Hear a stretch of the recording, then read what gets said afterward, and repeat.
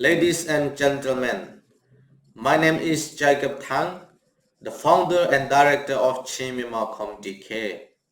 It is a great honor to be invited to this special occasion to perform the Chin traditional dance along with my fellow Chin brothers and sisters.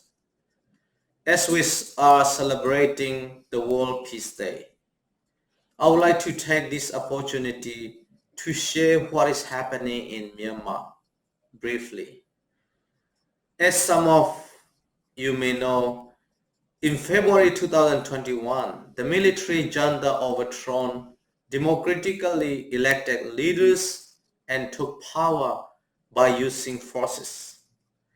Since then, the military junta has continued committing horrible crime against its own people, killing and attacking civilians and political opponents, destroy homes, forcing thousands of civilians to flee homes. More than 3,000 innocent lives have been taken and over 16,000 are currently under extrajudicial detention for their peaceful participation in democratic movement. Ladies and gentlemen, I'm originally from Thantlang Township of Chin State, Myanmar. I spent much of my childhood life in Thantlang Township.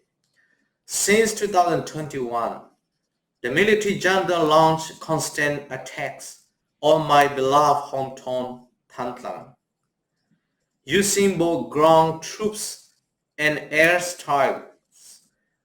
Over 30 airstrikes were carried out in last January alone.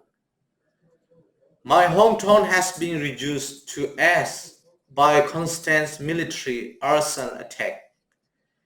As a result, more than 20,000 residents from Thantlang were forced to flee homes, hiding into forests and becoming internally displaced person IDPs.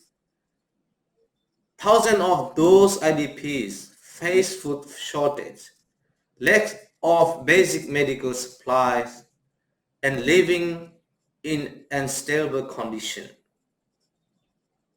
Many die of minor and curable sickness.